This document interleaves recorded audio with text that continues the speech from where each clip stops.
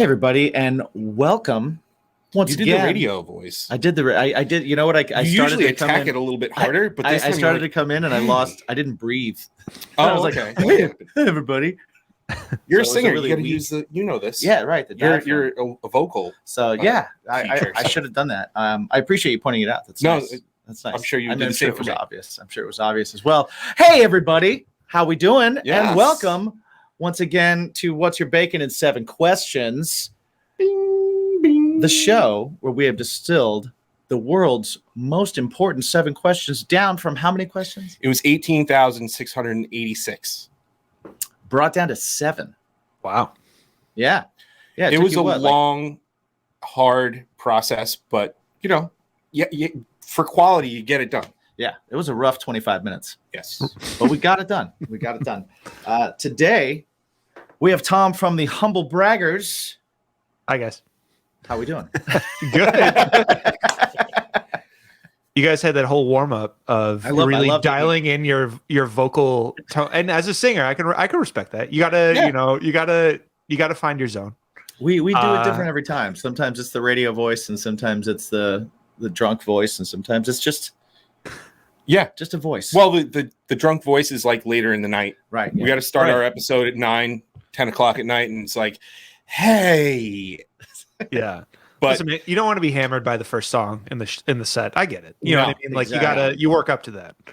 Exactly. Right. A couple sips though. A couple sips in, and you you got to loosen up. You got to loosen up. But the way we get people loosened up is we ask these questions, and Tom, yes. Are you ready for these 7 questions? So this way you can let our listeners, our BIMP squad, our consumers, know the nook to your cranny.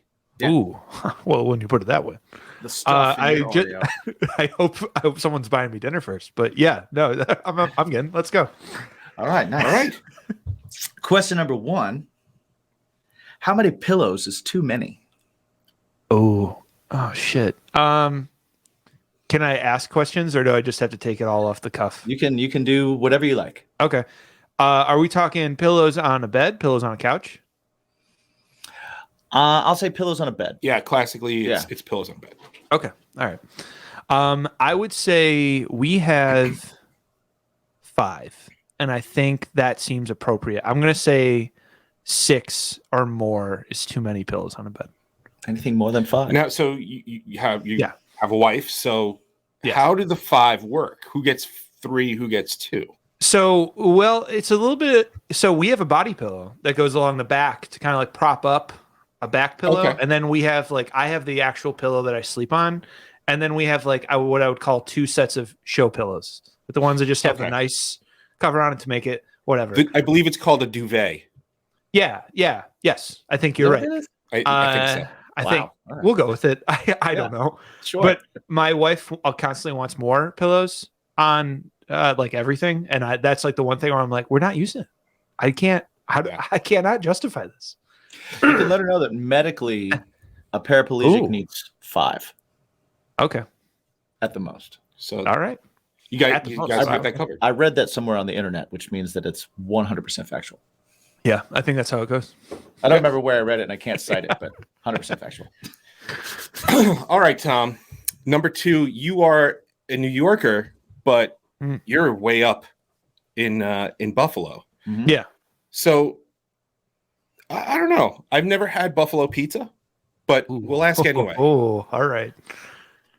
Describe the perfect pizza order. All right. So this is this question alone is going to be like a good 20 minutes. So it can I love pizza. I love pizza in all its shapes and sizes. And being from Buffalo, we have a very unique style, right? It's kind of Detroit-y in it like maybe Detroit, Chicago, and thicker. But we're very unique with the cup and char deal, and a lot of places do a sweeter sauce. So I think it's kind of its own blend. And I've definitely, from people who have moved here or friends who have never grew up here, you really, I think, either love it or hate it. Have you guys had it? Have you guys had Buffalo style pizza? I have not. I've not had Buffalo style pizza. Okay. Do you guys like New York style? I have had Chicago. I have had Detroit. Okay. both, and I love New York style in general. Sure. But I like a margarita pie, which also has a sweeter sauce. Yes. So, yeah, totally. I would say, perfect pizza order is probably going to be from a place here called Bocce.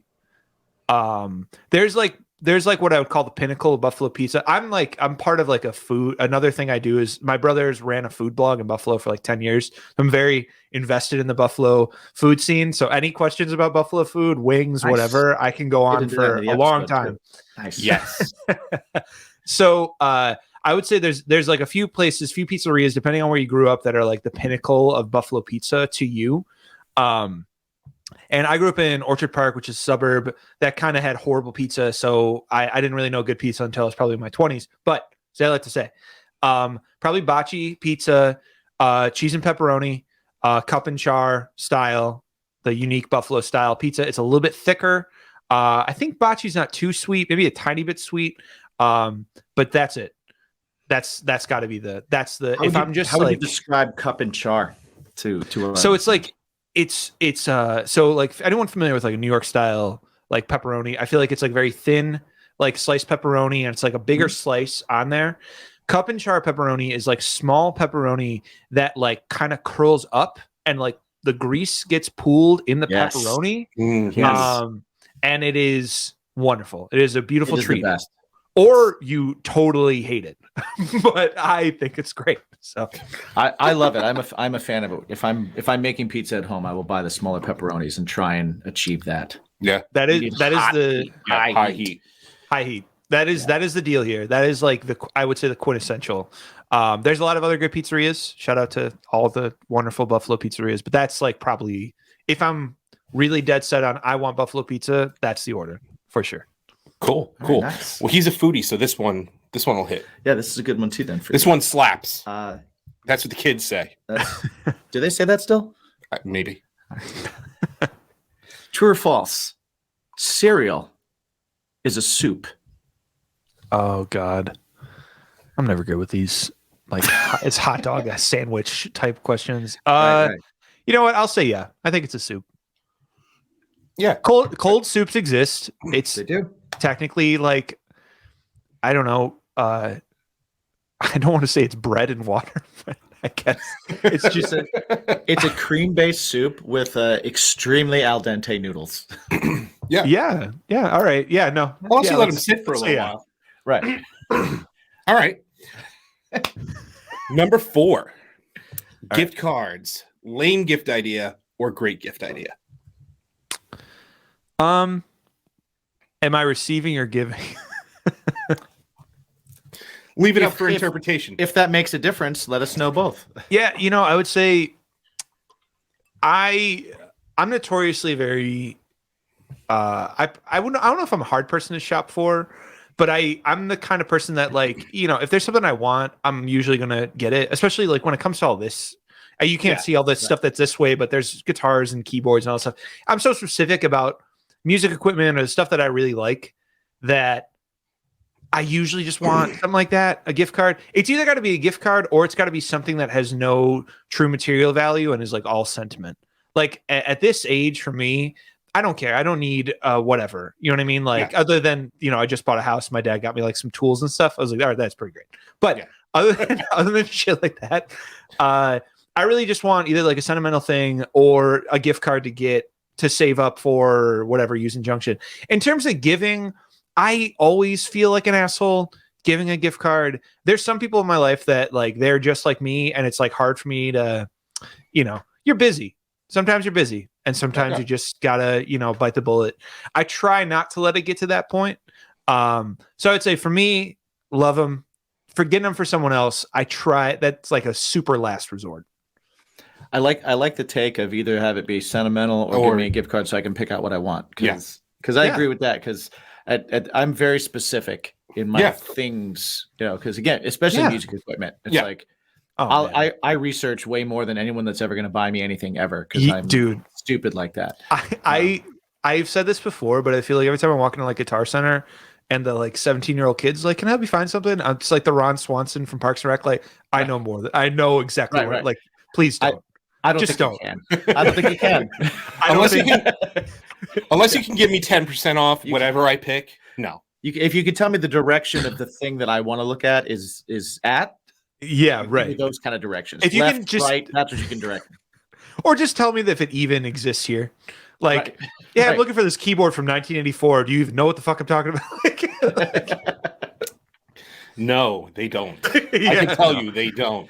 Yeah. I don't want to speak to your manager. I want to speak to the guy that's here every other day talking to people, trying to tell them how smart he is. That's the guy I want. That customer, I want to talk to them.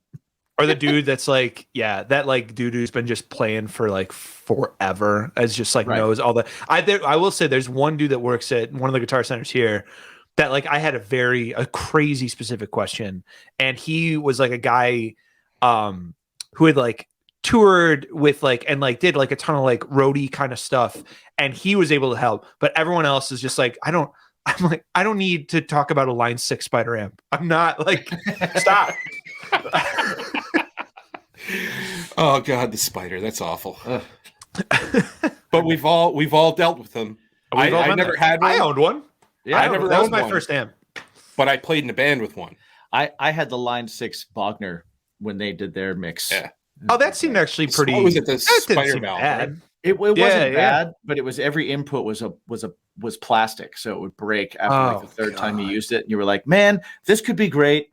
Just literally invest like $5 more in your product. $5 more for you. You can charge me another $50. Yeah, right. It's fine. Just a metal input. That's just give me a metal input. Yeah. Oh man, give me an input jack that doesn't break. Man, I wanted that thing so bad. I had like Line 6 stuff when I was like 18. I mean, what the hell else could I pretty much afford when I was like 18 and starting to play out and stuff like that. But yeah, no. Oh, I'm a Helix user now, and so is he. So oh, dude, I'm a Headrush guy. We're happy to talk about stuff like that too. We'll jump into things. Please. Here we go. Things. Yeah. All right. Question number 5. What number is Mike thinking of? Oh, 7. Question number 6. What is your go-to jukebox pick? Oh God, that is a great question. Man, that's really going to depend on the vibe of the bar. Oh my God. I mean, when you walk into a bar, are you that guy that you're like, oh man, I can make things real weird right now? Yeah. Do you read the room and try and make them happy, or do you read the room and try and make them sad? Uncomfortable. Not sad, uncomfortable. I think in my youth, as a young man who lived on a street with a lot of bars, I was probably the one that was going to put on like be the asshole that puts on like a fucking, metal song at like when like walking in, they're playing like Christina Aguilera hits or like whatever. Right. Like, yeah, I probably was that guy when I was like 21. But I think now, like I DJ'd for a little bit, and so I think it's just in me now to like, all right, got to read the room, play the. I mean, emo is a huge thing in Buffalo. It's been a huge thing for the past 20 years. I think usually any bar that I walk in that's still doing like a jukebox and allowing people, patrons, to select the music, I'd probably lean into that. There's like one bar I have in mind right now. It's called Frizzy's on Allen. That is this place that basically they still have a jukebox. It's all whoever like I know a lot of like bars will be able to override it or whatever. Like they never do. It's whatever somebody put in. And there's always some kind of emo nostalgia combo going on. And I think I'd usually just add to that. Maybe like Make Damn Sure by Taking Back Sunday. Right. Taking Back Sunday is always a safe bet. Yeah. Here I thought that was well, it's good. You're Long Island. I mean, yeah, I hope so. Exactly. All right. Well, so there's no pressure. Yeah. Ooh, all right. You're doing good so far.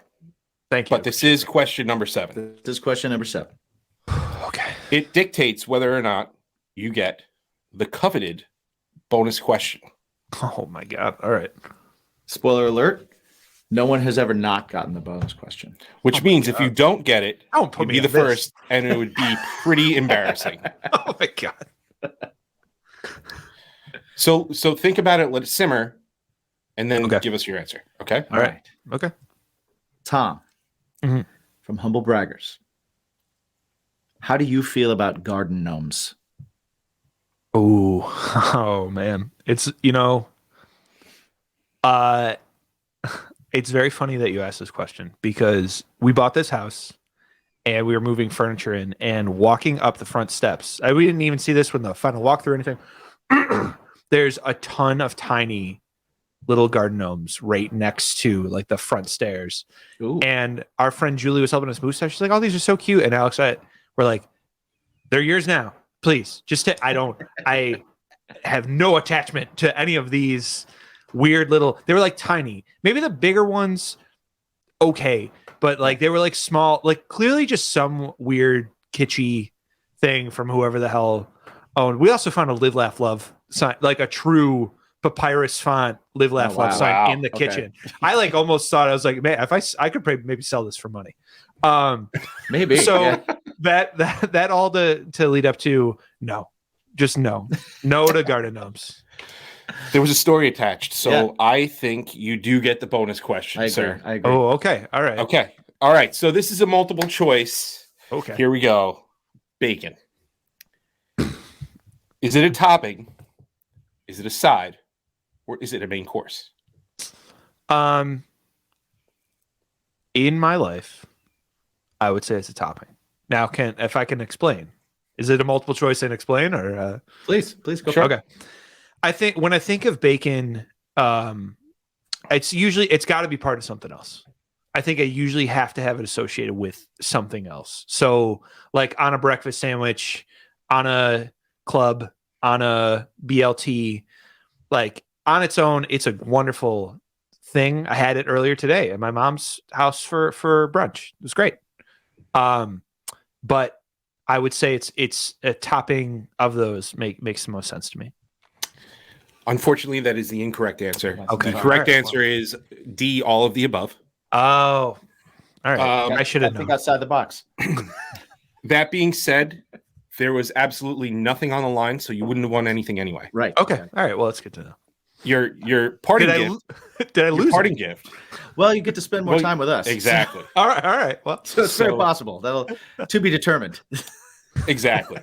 So before we head out, Tom, just let our listeners know where they can check you and your music out before they hang out with us on Monday. Yeah, absolutely. So our band, Humble Braggers, we don't have any tour dates or anything right now. We're working on that kind of stuff. Obviously, COVID past couple months has made all of that very hard to figure out, but we're figuring that out right now. But you can listen to our new album, newest album that came out back in November. It's called Love and Fear. It's on Spotify, Apple Music, all the regular stuff, along with our whole discography. But please do listen to our new album. It's great. And I'm clearly an impartial third party about that. But you can follow us. We have a website, humblebraggers.com. All of our links to all of our music, all of our socials. If and when we have shows, they will be on there as well. So awesome. And thank you guys very much. Yeah. Oh, no problem. Thank you. Thank everybody out there for hanging out with us and learning a little bit more about Tom and learning about why it'll be better to hang out with us on Monday in long form. And why you should, over these next couple of days, go check out all the music that you can find from Humble Braggers. Check out their videos too. Mm-hmm. Please do. All kinds of good stuff. Yeah. And while you're doing that, please make sure you ask yourself the one question, the most important question you should always be asking yourself. Yeah, there will be a test later. What is that question? What's your bacon? What's your bacon?